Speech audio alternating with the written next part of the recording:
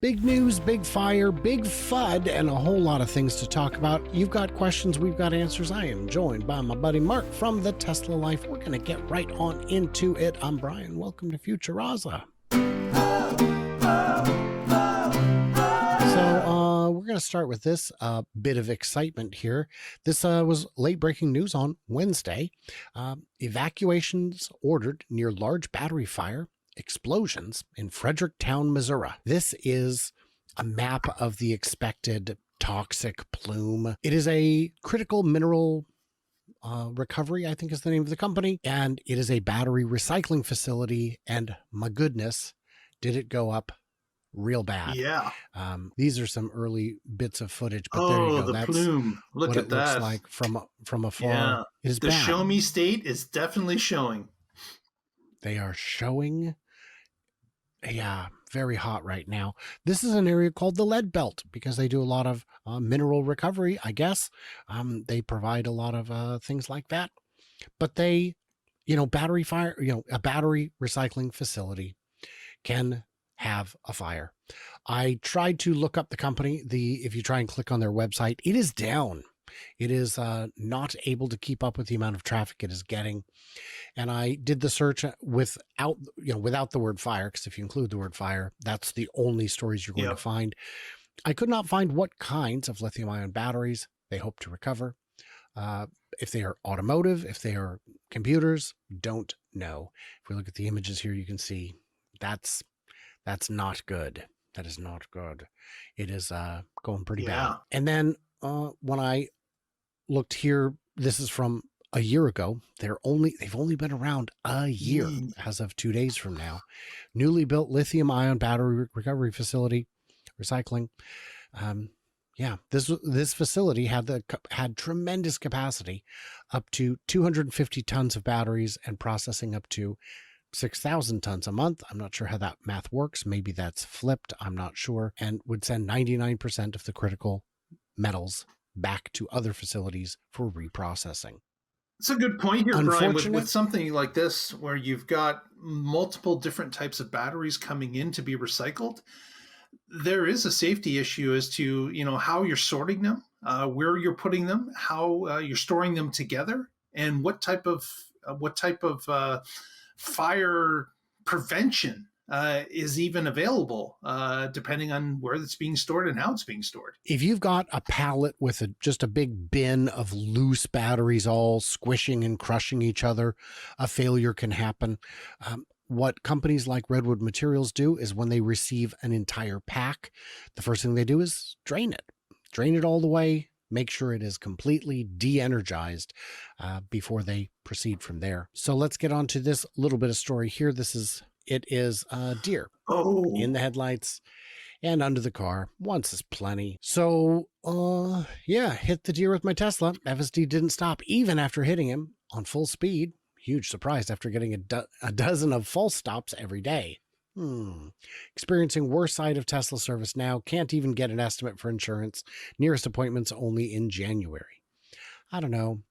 That doesn't sound entirely believable. Some parts of it more than others. But, fortunately, no human has ever hit a deer. Yeah, right. You ever been to Michigan?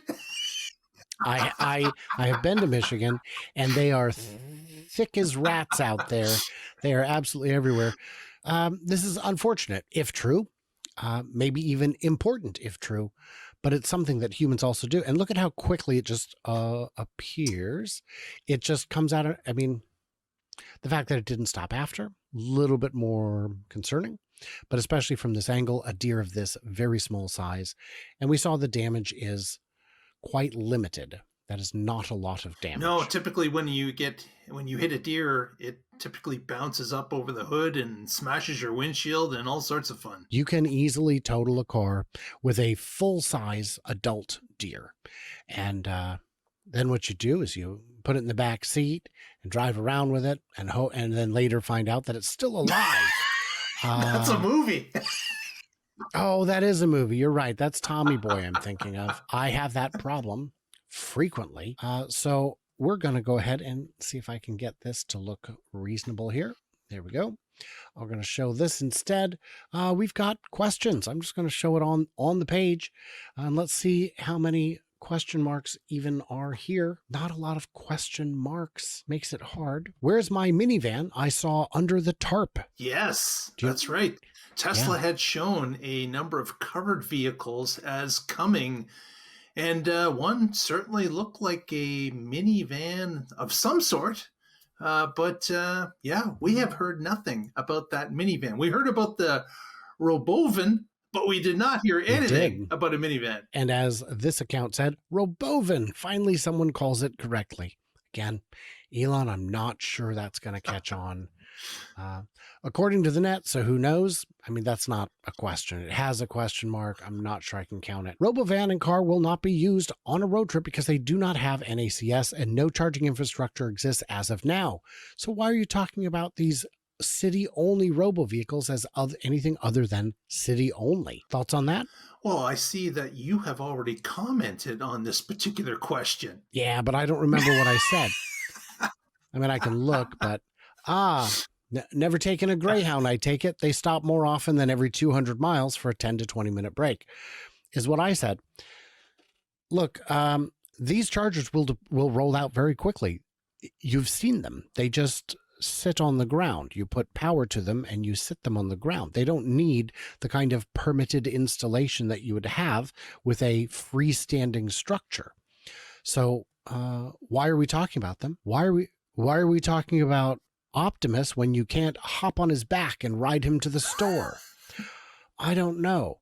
But I'm thinking it's coming. Like, let's face it. These things are coming. You're right. It's early stages. There is no infrastructure today, but as mentioned, it's fairly easy to install infrastructure. And you know what? They may put that infrastructure on certain routes that they're trying to develop. So that even becomes a quicker solution because it's limited to certain areas where the vehicle is going to be testing or permitted to run. What I've pointed out is that because they will not be charging at 250 kilowatts, they would probably be somewhere in the 50 to 120 kilowatt range. For the transformer that was installed to service your 8-stall supercharger, you can now handle 16 to 20 inductive pads. So you've got more capacity at the same not the same footprint. You would, of course, need more footprint. But for that matter, any pull-through stall could handle 2 or 3 because it doesn't matter if you get boxed in if it's a car that no human is in or using. So if you wish to take a road trip, take a 3 or Y or S or X. Just like now, if you need a larger vehicle, get an Uber XL. I don't know what to tell you, man. Any idea how long until they have Grok built in? Well, the honest answer is we don't know, but I can see it coming. What do you think? Yeah, it's another thing that Elon and group are looking to incorporate AI into their vehicles as quickly as possible. And I could definitely see something like this happening fairly soon because, of course, AI is the big buzzword that all companies are using in all their products. And Tesla does not want to be left behind on this. Indeed. Any idea whether it'd be able to do things like opening the trunk, turning up the heat, etc.? Well, the voice activation can already do that. Maybe take a more scenic route or possibly avoid potholes. You know what I'd love to see it do is tours. Yeah. Give me a sightseeing tour. And he, pulls up and it'll stop and it'll start talking to you. And then you could say, skip this one. I'm not interested in that. Oh, great. Let's go to the next one. Do you want to see more churches? Do you want to see more houses? Do you want to see more landmarks? What do you want to see? I think all that is possible. That would be very cool to be able to create a roaming tour on demand. I agree. If they don't make Proof Rock bigger in the future, its use case is really limited. Great for utility tunnels like fiber optics. But imagine if you could genuinely make it 10x cheaper to build any tunnel. Well, disagree with the part about it not being useful. It's already in use. It's already serving a purpose. Also, keep in mind, Tesla and all the Tesla companies are iterative companies. What they do is they get a product that works and then they make it a little better. and they make it a little better and a little better. Mm-hmm. And if they believe that they could grab some extra market share, a lot of it, by making the tunnel an extra foot wide, they're going to do it. It's just a matter of time. They will. I had thought they wouldn't go even a foot bigger because the amount of earth you're excavating when you increase the diameter of a circle by that much is substantial. But with the speeds they've been able to demonstrate, even on Proof Rock 2, it seems more realistic. Now, Mark, this next one is for you specifically. Why is Mark wearing Mickey Mouse ears? Just because I like Mickey Mouse ears. Absolutely. Do you see them? I'm wearing them right now. There they are. Perfect. So that's why, because I like them. It's a quality question. And what I need to do, now that I think about it, is scroll back down here and give that a heart. Yeah. So I'm going to do that. Because we didn't get as many questions as I was expecting, I'm going to take us to the comments from the other video. See if we've got any questions in here. Cybertruck take-up. In Canada, government's negotiating incentives. Commercial buyers may be permitted to write off 100% of the cost in the first year. Do you know anything about this? Yeah, that's something that they've been working on trying to push through. And that may be the case. Although the truck at this point is only the Foundation Series available in Canada. I'm sure that's going to change shortly. But right at this point, deliveries start next week here in Canada of the Foundation Series. We've already been seeing truckloads come in and starting to be dropped off at delivery centers locally. I heard November 5th, I think, was the date. So we'll see. We'll see. There are some opportunities. There were some really fantastic questions and comments in here. But a lot of the people are saying, I'm fine with 80,000. What I'm not fine with is not getting the incentive. Bingo. And I think part of it isn't so much the price as it is the feeling of fairness. This credit should be available. Why? Mach-E still isn't rated to tow in the USA. Still doesn't get this full $7,500 tax credit, still weighs too much, still doesn't offer a vehicle to anything, and still doesn't have NACS. Because we were talking last week about the new and improved, the all-new model year Mustang Mach-E. Comes with a heat pump now. Oh, thank goodness. That's a step in the right direction. I get it. Tesla fans believe the Mach-E is just a grossly inferior product. I've had a chance to ride in it. I haven't driven it myself. It was great. It was a fine car. It's fast. It's fun. For me, I was asked, I've told this story a few times, but I couldn't go back to driving myself everywhere all the time. The autopilot that comes with a Tesla is just too darn good. Yeah.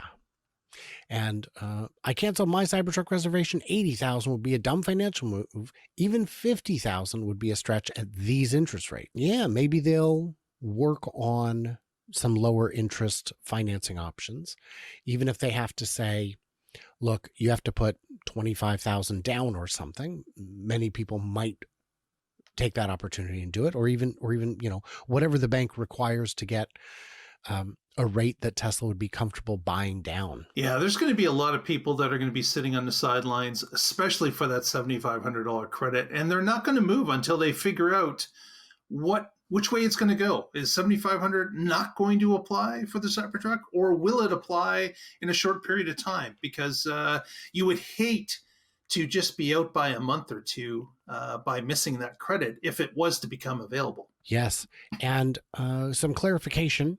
Some clarity from the company itself would be helpful. Yep. We did get a number of comments confirming that indeed the bird is the word and has been since 1963. I'm a nerd that's heard the bird is the word. And if we just type in bird, well, I guess we only find those two results. I thought there was more. Oh, that's why it hasn't finished loading. Here we go. Yeah, everyone has heard about the bird. Yeah. So and the words to the song. Excellent. Yeah, it's helpful. So guys, I appreciate the clarification. We didn't have time to confirm with our ornithological experts, but it appears that we can say with, I'd say, a reasonable degree of confidence that the bird is, in fact, the word. Time travel. Got tomorrow's lotto numbers, Brian.